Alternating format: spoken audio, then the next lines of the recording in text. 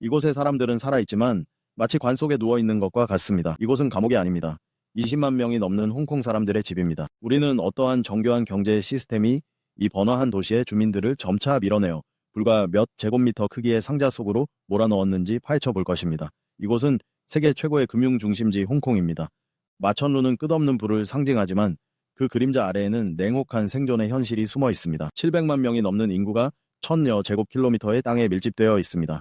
지리적 조건의 한계와 지속적으로 유입되는 인구는 치명적인 모순을 만들어냈습니다. 높은 수요와 제한된 공급은 결국 이 기나긴 주택 위기를 촉발했습니다. 토지 사유화와 심각한 부동산 투기가 맞물리면서 집값은 평범한 사람들이 감당할 수 없는 수준까지 치솟았습니다. 이윤을 극대화하기 위해 개발업자들은 일반 아파트를 쪼개고 또 쪼개었습니다. 그 결과 극단적인 주거 혜택 형태가 탄생했습니다. 바로 관 아파트입니다.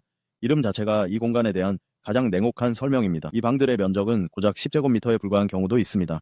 내부 공간은 극단적으로 압축되어 가장 기본적인 생활 기능만을 수용할 수 있습니다. 수면, 식사, 물건 보관 등 모든 것이 몸을 돌릴 수조차 없는 하나의 공간에서 이루어집니다. 이 주거용 건물에 들어서면 미로 같은 복되는 체념과 억압된 공기가 맴돕니다. 젊은 직장인과 빈곤한 가정, 심지어 연로한 노인들까지 모두 이 철근과 콘크리트 용기 속에 갇혀 있습니다. 이곳에서 자연광은 사치품일 뿐입니다. 공기순환은 구조적으로 차단되어 있습니다.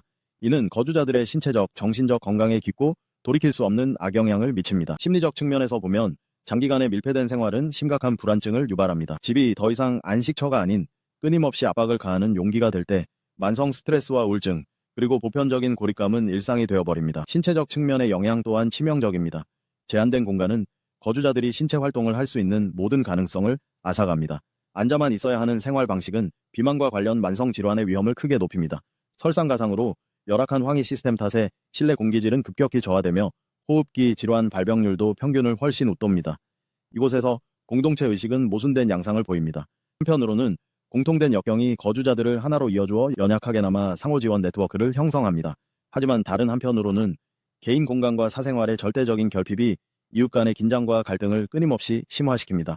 이 위기의 근본적인 원인은 시장의 역동성과 정부 정책이 상호작용한 필연적인 결과입니다. 홍콩의 부동산 시장은 고위험 투기와 토지 사유화가 지배하고 있습니다. 정부는 오랫동안 거대한 금융이익을 달래는 것과 시민들의 요구를 충족시키는 것 사이에서 힘겹게 줄타기를 해왔습니다. 투기를 억제하고 공공주택을 늘리려는 모든 규제와 노력은 기득권 집단의 강력한 저항에 부딪힙니다. 이로 인해 관아파트와 같은 구조적 문제가 계속 존재하게 되고 심지어 더욱 악화됩니다. 전통적인 도시계획은 고층 건물을 통한 수직적 성장을 지향하여 더 많은 인구를 수용하려 합니다. 하지만 밀도만을 맹목적으로 추구한 결과 결국 가장 기본적인 삶의 질마저 희생되었습니다. 이러한 위기 속에서 아동은 가장 취약한 집단입니다.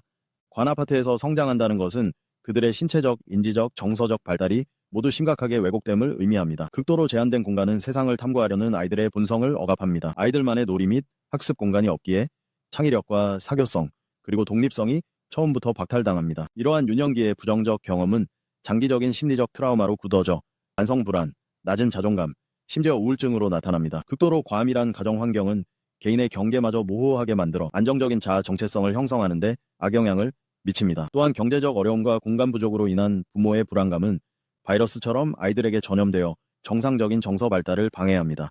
그러나 이처럼 가혹한 현실 앞에서도 홍콩은 손을 놓고 있지 않습니다. 도시 계획가, 건축가, 그리고 정책 입안자들은 혁신적인 해결책을 모색하고 있습니다. 유망한 대안 중 하나는 녹지와 커뮤니티 시설을 고밀도 개발 프로젝트에 통합하는 것입니다. 옥상 정원과 공유 커뮤니티 센터를 도입함으로써 수직적 삶의 단조로움을 깨뜨리는 것입니다. 건축 설계 또한 진보하고 있습니다. 모듈화 및 조립식 기술은 더 유연하고 더 인간적인 주거 환경을 만드는 데 사용됩니다. 편안함을 희생하지 않으면서도 공간 활용을 극대화하는 것입니다. 동시에 풀뿌리 단체들은 주민의 권리를 적극 옹호하며 주택정책 개혁을 추진하고 있습니다. 이러한 노력은 구조적 난관에 맞서는 지역사회의 강인한 회복력을 보여줍니다. 홍콩의 주택 위기는 비단 한 지역만의 문제가 아닙니다. 이는 전 세계적으로 급속히 진행되는 도시화 과정에서 수많은 대도시가 직면하게 될 공통된 도전의 축소판입니다. 이는 우리에게 냉혹한 현실을 일깨워줍니다. 도시의 발전이 결코 인간의 존엄성과 기본권을 희생하는 대가로 이루어져서는 안 된다는 것을 말입니다. 경제 성장과 사회적 복지 사이의 균형을 어떻게 맞출 것인지, 도시 공간을 어떻게 진정한 삶의 터전으로 되돌릴 것인지는 우리 모두의 앞에 놓인 공동의 과제입니다.